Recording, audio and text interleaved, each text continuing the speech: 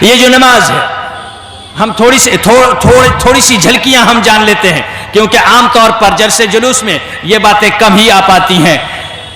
نماز ایک ایسی عبادت ہے جو اللہ کا ذکر ہے۔ اللہ تعالیٰ نے کہا اقم الصلاۃ لذکری، نماز کو قائم کرو میرے ذکر کے لیے۔ اور اللہ کا ذکر نماز ہے، جو نماز نہیں پڑھتا وہ اللہ کا ذکر نہیں کرتا، اور جو اللہ کا ذکر نہیں کرتا اللہ تعالیٰ اس کے بارے میں کیا کہتا ہے؟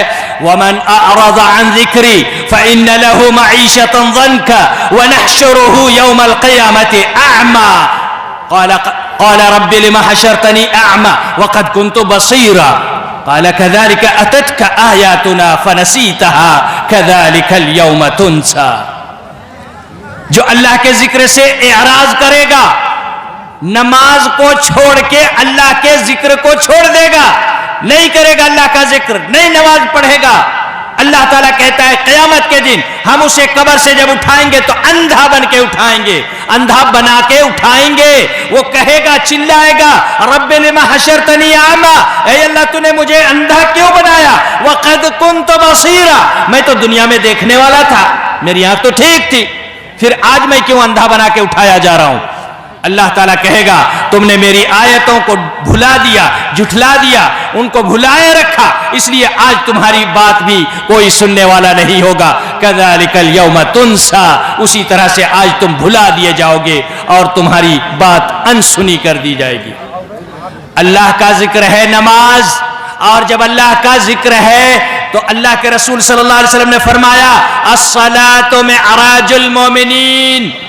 1,24,000 نبی رسول آئے اس دنیا میں، ان میں سے معراج میں کوئی کسی کو جانا نصیب نہیں ہوا سوائے ایک نبی کے، اور وہ ہیں پیغمبر آخری نبی محمد رسول اللہ صلی اللہ علیہ وسلم، جن کو اللہ تعالیٰ نے زمین سے مکے سے لے کے بیت المقدس تک، بیت المقدس سے پہلا آسمان، پہلے آسمان سے دوسرے آسمان، دوسرے آسمان سے تیسرے آسمان، چوتھا، پانچواں، چھٹا، ساتواں آسمان، یہاں تک کہ جنت اور جہنم کی سیر بھی کروائی۔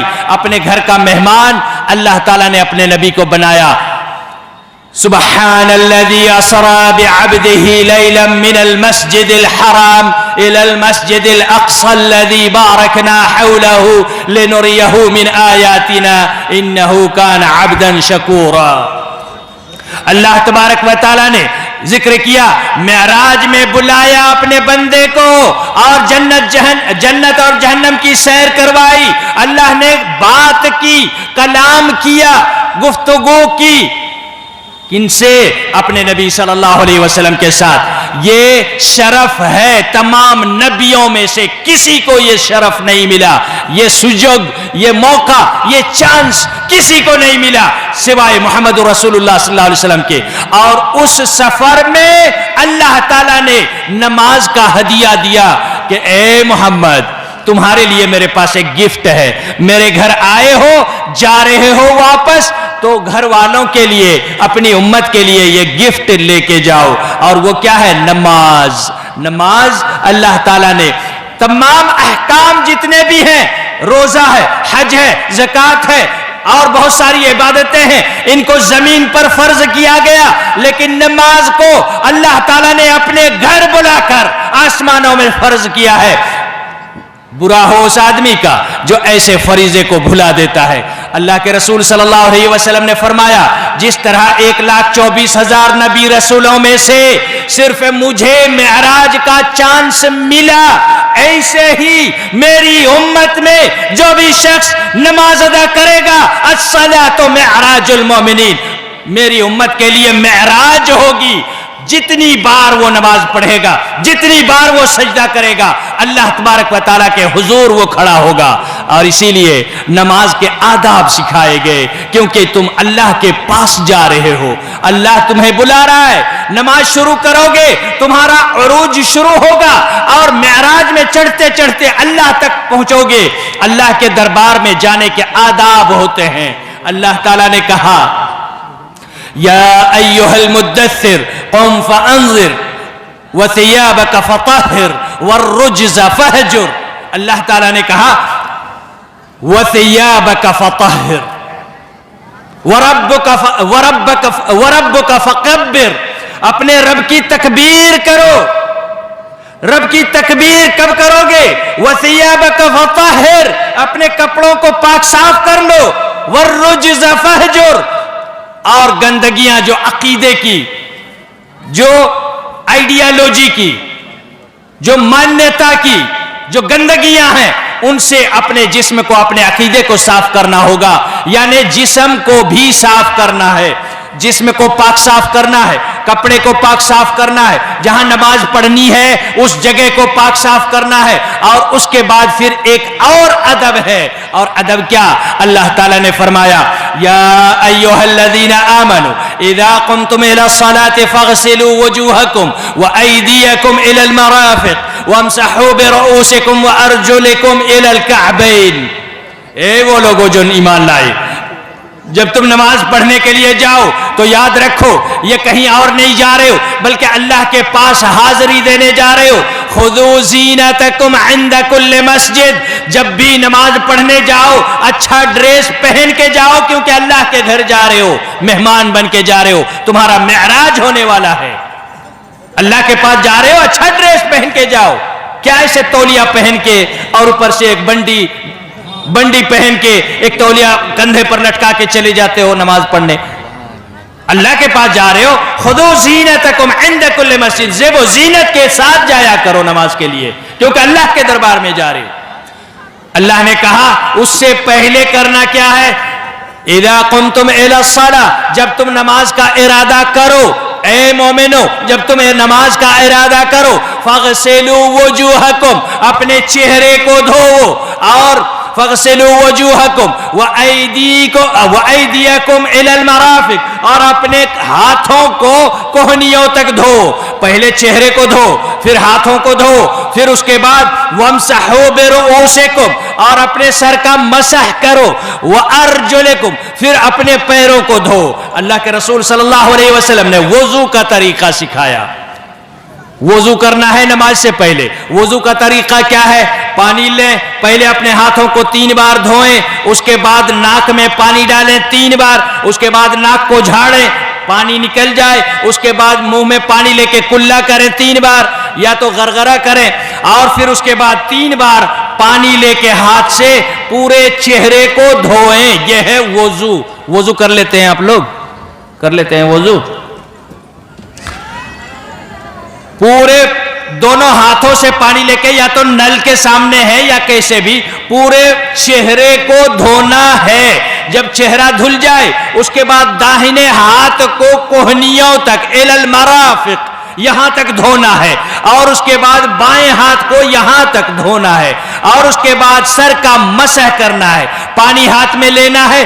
अल्लाह के रसूल सल्लल्लाहु अलैहि वसल्लम पेशानी, जबीन कहते हैं पेशानी को, यहां से शुरू करते और अपने हाथों को कफा तक ले जाते, गुद्दियों तक ले जाते, फिर उसको वापस वहीं तक ले आते। ये सर का मसह है। उसके बाद कान का मसह करना है, और उसके बाद दाहिने पैर को धोना है, और उसके बाद बाएं पैर को धोना है। ये हो गया वुजू। जिसका वुजू नहीं हुआ उसकी नमाज बातिल है, क्योंकि नमाज के लिए वुजू शर्त है। वुजू को सीखना बहुत ही जरूरी है।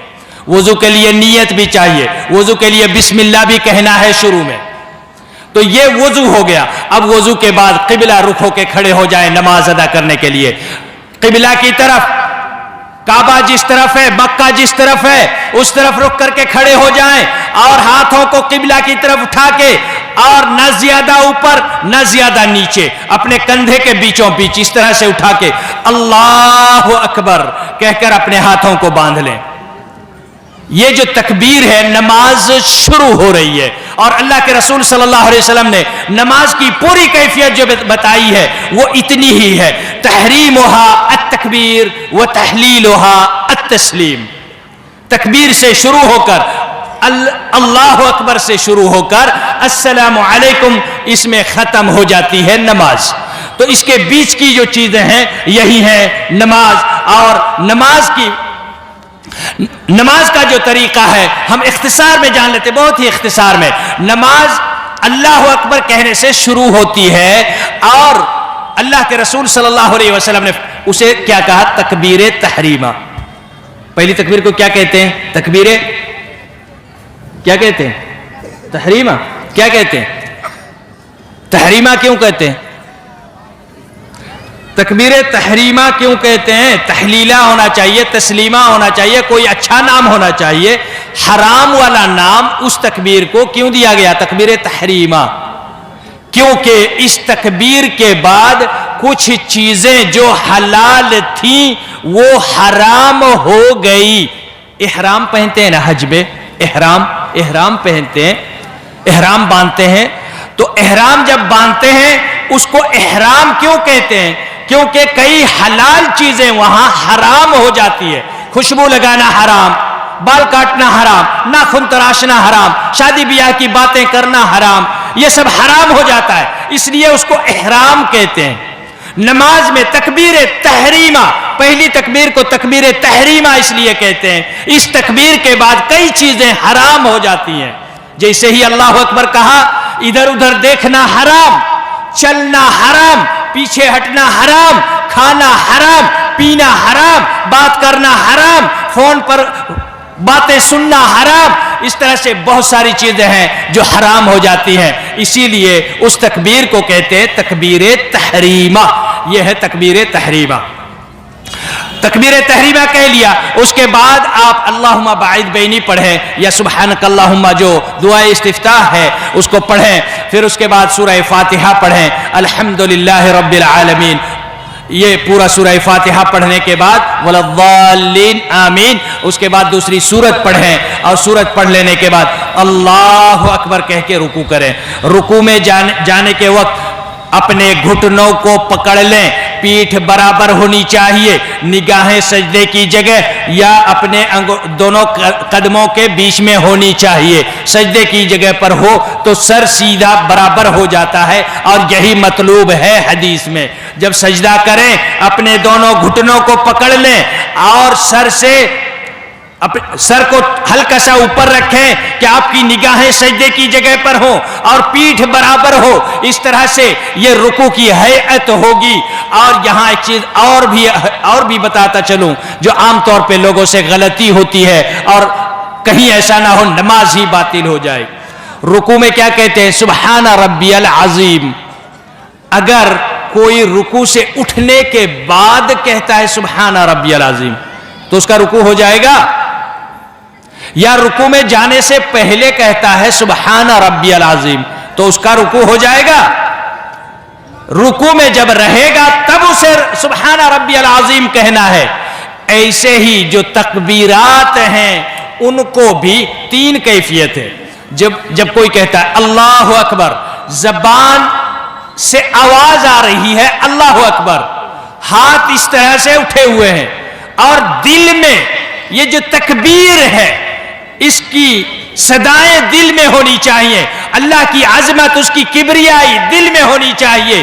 ایسا نہیں کہ دل کہیں دکان میں، کھیت میں، مکان میں کہیں لگا ہوا ہے اور یہاں ہم اللہ اکبر کہہ رہے ہیں. ان تینوں کا ایک ساتھ چلنا ضروری ہے. زبان جیسے چل رہی اللہ اکبر ویسے ہاتھ بھی اٹھے گا اور دل میں بھی وہی چیز چل رہی ہوگی. یہ تینوں میچنگ کے ساتھ ایک ساتھ چلیں گے. جب رکوع میں جائیں گے ہاتھ اٹھائیں گے، اللہ اکبر کہیں گے، دل میں بھی یہی فیلنگ ہوگی کہ اللہ مہان ہے، اللہ سب سے بڑا ہے. پھر رکوع میں جا کے سبحان ربی العظیم کہیں گے.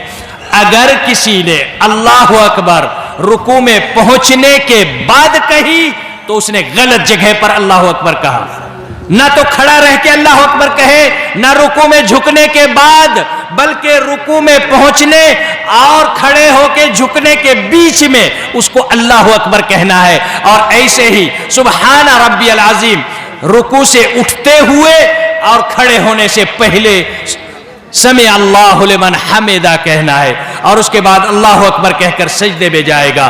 سجدے میں جب جائے گا وہ اپنے ہاتھوں کو کان کے سامنے رکھے گا اور اس طرح سے اپنے ہاتھوں کو اٹھا لے گا. سجدے کی خود بخود کیفیت بن جائے گی اور اس طرح سے اس کا سجدہ ٹھیک ٹھاک ہو جائے گا.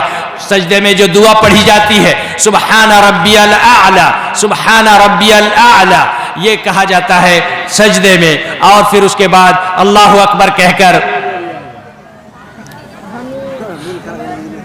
اللہ اکبر کہہ کر پہلے سجدے سے سر اٹھائیں، پھر اس کے بعد دعا پڑھیں جو دعا ہے، اور اس کے بعد دوسرا سجدہ کریں. اس طرح سے نماز کی یہ کیفیت ہوئی. میرے بھائیوں،